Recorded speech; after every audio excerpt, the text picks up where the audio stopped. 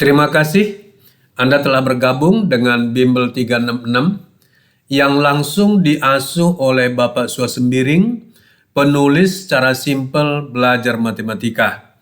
Pada hari ini, kita akan mempelajari pertemuan 9, yaitu transformasi 1. Di sini, kita akan mempelajari cara menentukan bayangan titik dan bayangan kurva. Nanti contoh-contohnya diambil dari latihan pengantar dan soal-soal pada latihan pemantapan Anda kerjakan di rumah. Kunci dan pembahasannya dapat Anda lihat di pembahasan latihan pemantapan. Untuk jelasnya, kita langsung saja masuk ke menentukan bayangan titik. Ada 4 jenis transformasi untuk menentukan bayangan titik, yaitu translasi, refleksi, dilatasi, dan rotasi. Di sini kita akan mempelajari transformasi secara sederhana. Kita mulai cara sederhana, namanya konsep dasar. Kalau konsep dasar itu sangat mudah dan Bapak yakin tidak ada lagi cara yang lebih mudah. Untuk jelasnya kita lihat aja. Kita mulai bagian pertama, translasi atau pergeseran. Misalkan ini ada titik ini adalah 1,1. Kemudian kita geser ke kanan sejauh 2 satuan. Selanjutnya kita geser ke atas sejauh 3 satuan. Sehingga kita dapat titik A aksen. Sekarang, bagaimana cara paling mudah menentukan A aksen ini? Ya, istilahnya, ya siapa aja bisa gitu. Cara yang paling gampang, dan tidak ada lagi yang lebih gampang, yaitu buat skalanya. Ini dia. Nah, karena udah dapat skalanya, maka aksen ini bisa kita hitung koordinatnya, yaitu X-nya berapa? 1, 2, 3. Y-nya apa? 1, 2, 3, 4. Jadi bayangannya 3,4. Oke. 3 tadi berasal dari karena digeser 2, maka 1 tambah 2 ini dia. Dan 4 tadi berasal dari 1 tambah 3. Nah, jadi gampang 3,4. Sangat gampang kan? Dari konsep dasar ini, kita ciptakan konsep lanjutan, yaitu yang nanti kita nggak perlu gambar-gambar lagi. Kalau nggak bisa pakai konsep lanjutan, kembali ke konsep dasar, gambar. Oke, untuk itu, kita buat dulu kesepakatan. Translasi 2 satuan ke kanan dan 3 satuan ke atas, itu ditulis seperti ini, lambangnya begini. Kalau ke kanan itu arah positif, ke kiri arah negatif. Ke atas arah positif, ke bawah arah negatif. Ini kesepakatannya. Oke, inilah konsep lanjutannya, yaitu jika titik A, X, Y ditranslasikan oleh translasi AB, maka secara skema, dibuat skemanya, A, X, Y ditranslasikan oleh AB, begitu maksudnya ini, maka A aksen bayangannya adalah X tambah A, Y tambah B. Jadi, kalau ditranslasikan dengan AB, X-nya ditambah A, Y-nya tambah B. Sehingga translasi biasa juga disebut dengan tambah. Lebih jelasnya lagi, kalau kita tulis secara matriks, maka bayangan sama dengan titik tambah translasinya, tambahkan. Kalau kita mencari translasinya, bayangannya kurangi titiknya. Nanti selanjutnya menjawab soal kita tidak pakai gambar lagi, tapi kita menggunakan konsep lanjutan ini. Oke, ini dia. Katanya, 7,9 ditranslasikan oleh 23. Bayangannya apa? Ya udah, tambahkan 7 tambah 2, X-nya, Y-nya 9 tambah 3. Ini dia. 7 tambah 2, 9, 9 tambah 3, 12. Jadi bayangannya adalah 9,12. Dengan demikian, jawabnya adalah B. Bagaimana? Gampang nggak? Oke, kita lihat nomor 2. Katanya nomor 2, 2,4 ditranslasikan ke 38, tapi translasinya belum tahu. Kita cari translasinya kalau gitu. Maka translasinya adalah bayangannya kurangi titiknya, yaitu 38 kurangi 24. Hasilnya 3 kurangi 2, 1, 8 kurangi 4, 4. Oke, kemudian katanya titik 1,2 ditranslasikan dengan translasi yang sama dengan di atas, berarti 1, 4. Berarti 1 tambah 1, 2. 2 tambah 4, 6. Berarti 2,6. Jawabannya adalah B. Bagaimana kira-kira translasi ini? Mudah nggak? Kalau Anda bilang mudah, Bapak katakan yang selanjutnya pun mudah. Mari kita lihat. Sekarang kita masuk ke refleksi atau pencerminan. Oke. Kita mulai dengan konsep dasar. Katanya A1,3 dicerminkan terhadap garis ISM5. Oke, ini A1,3. Kita gambar garis ISM5. Ini dia. Bagaimana caranya? Secara dasar, tarik garis dari A tegak lurus terhadap garis ISM5. Ini dia. Nah, sebut bayangannya aksen.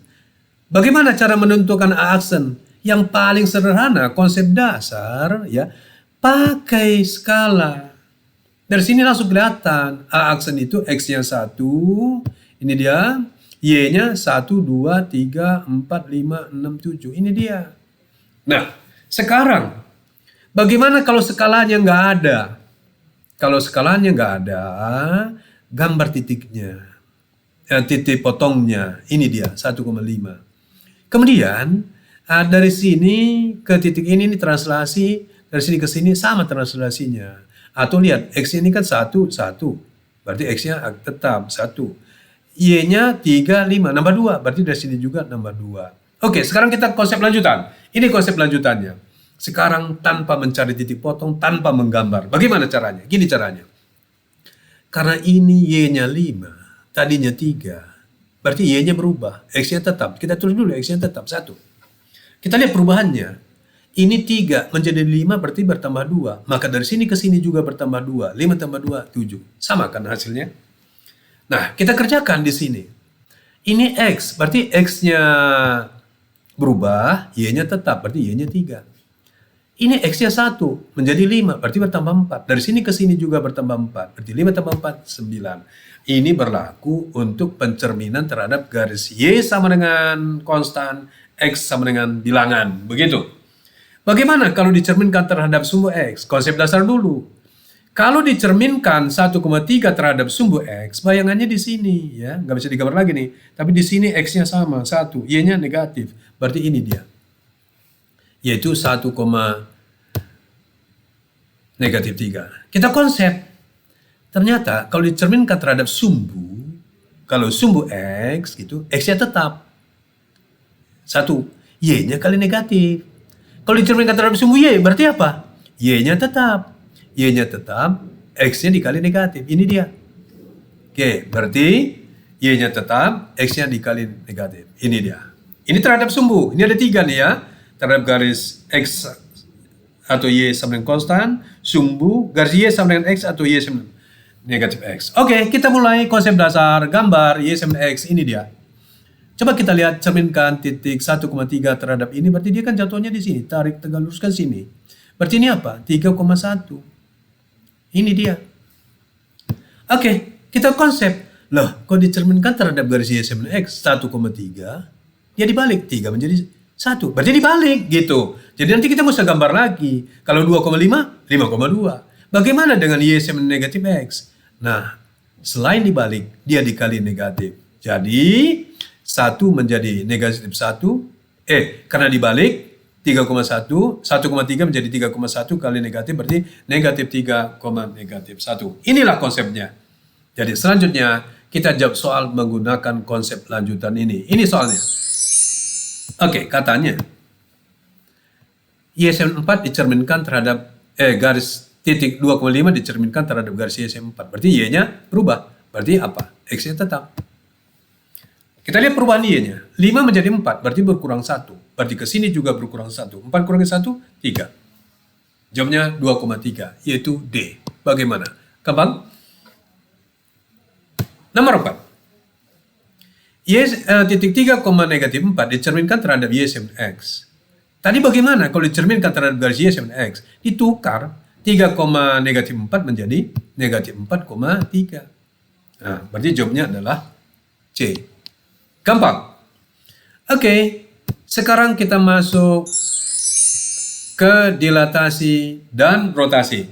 Kalau tadi translasi dan refleksi itu tidak ada pusatnya. Kalau dilatasi dan rotasi ada pusatnya.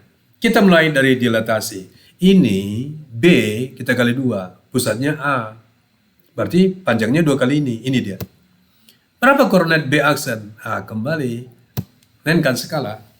Dari sini kelihatan bahwa B aksen ini koordinatnya X-nya 1, 2, 3, 4, 5. Yaitu 5.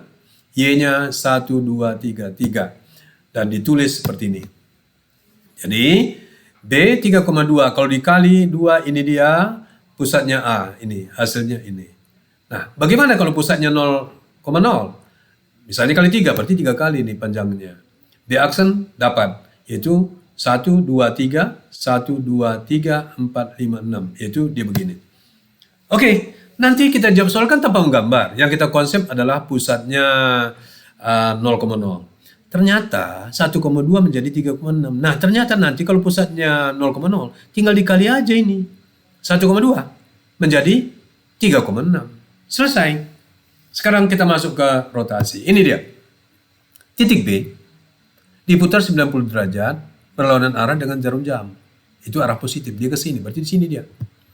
Berarti tadinya 5,0 jadinya menjadi 0,5. Ditulis seperti ini. Oke. Sekarang titiknya 4,3 P diputar 90 derajat berlawanan arah dengan arah jarum jam. P aksen. Nah, bayangannya apa? Negatif 3,4. Ini dia. Nah, kita konsep. Nanti tanpa gambar bagaimana? Caranya, kalau diputar 90 derajat plus, ya, maka gantikan X dan Y, tukarkan. Seperti mencerminkan terhadap garis Y sama X. Kemudian, karena ini kurang pertama, kalau diputar 90 derajat, menjadi kurang kedua. Kalau kurang kedua, itu X-nya negatif, maka X-nya dikali negatif. Maka lengkapnya negatif 3,4. Bagaimana kira-kira? Gampang nggak? Oke, kalau gitu kita jawab soalnya. Ini dia. Katanya, titik P negatif 5,2 dikali 5 dengan pusat 0,0. Ya tinggal dikali. Negatif 5 kali 2, karena pusatnya 0,0 tinggal dikali ya. Berarti negatif 25,10. Ini dia. Jawabnya mana? Oke, gampang nggak? Gampang. Oke, kita lihat nomor 6. 7,2 diputar 90 derajat, berarti dibalik 2,7. Kemudian, karena ini kurang pertama diputar 90, maka menjadi kurang kedua. Kalau kurang kedua apa? Yang negatif X-nya, berarti negatif 2,7. Jawabnya mana? Oke, gampang nggak? Oke, kita masuk ke bagian terakhir. Menentukan bayangan kurva. Ini langsung aja soal ya. Ini X tambah 2Y tambah 3 sama 0. Bayangannya apa katanya gitu. Oke, berarti kita cari X dan Y dalam bentuk X aksen, Y aksen. Caranya mulai bayangan titik. Mulai X, Y. Ditranslasikan negatif 2, 4. Berarti X-nya kurangi 2, Y-nya tambah 4. Ini dia.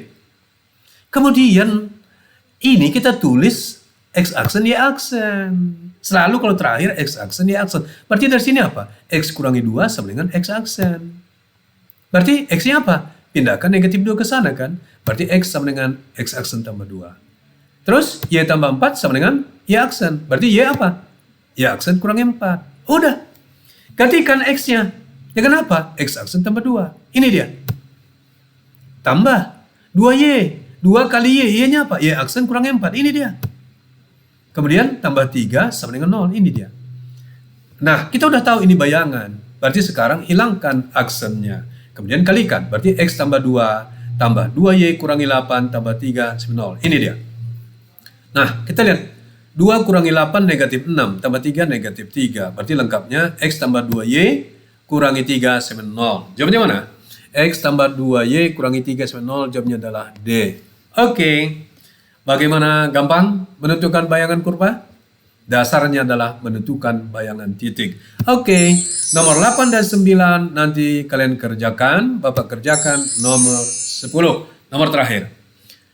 Langsung, 3X tambah 2Y sama 6 bayangannya apa? Kita mulai bayangan titik. X, Y ditranslasikan 3 negatif 4 berarti X tambah 3, Y negatif 4. Kemudian ditranslasikan, dilatasi. Berarti karena pusatnya 0,0 tinggal kali 2. 2X tambah 6, 2Y kurangi 8. Dan terakhir kita tulis X aksen, Y aksen. Berarti dari sini apa? 2X tambah 6 sama X aksen. Berarti yang Bapak cari di sini bukan X, tapi 2X. 2x sama dengan x aksen kurangi 6 supaya tidak pecahan gitu. Kemudian 2y kurangi 8 sama dengan y aksen, berarti 2y sama dengan y aksen tambah 8. Oke. Karena ini 2x, ini kita kali 2 semuanya. Berarti ini kali 2. 6x tambah 4y tambah 12 kan? 6x kita tulis 3 kali 2x. Dan 4y kita tulis 2 kali 2y. Dan ini 12. Supaya ini 2x 2y. Karena kita ketahui 2x 2y kan? Sekarang kita gantikan 2x ini. Berarti 3 kali 2x. 2x itu adalah x aksen kurangi 6. Ini dia. Kemudian 2 kali 2y. Y-nya y aksen tambah 8. Berarti 2 kali y aksen tambah 8. Oke, sama dengan 12. Hilangkan aksennya, kalikan. Berarti 3x kurangi 18 tambah 2y tambah 16 sama dengan 12. Ini dia. Nah, kosatannya kita pindahkan ke kanan. Negatif 18 tambah 16, negatif 2. Pindah ke sana menjadi 14. Berarti jawabnya adalah 3x tambah 2y sama dengan 14. Yaitu jawabnya adalah A. Bagaimana? Gampang? Mudah-mudahan gampang dan harapan Bapak nanti kalian memperoleh nilai 100. Nah, tadi ada soal pemantapan. Berarti Anda harus lihat di buku ini. Bagi yang belum membeli buku ini, silakan beli di toko Gramedia. Nanti kalau ada soal-soal di sini yang Anda nggak bisa, Anda bisa tanya melalui WA 081806366366. Nomor ini yang perlu dihafal hanya 081806. Karena 366366 itu sesuai dengan bimbel 366. Begitu. Oke.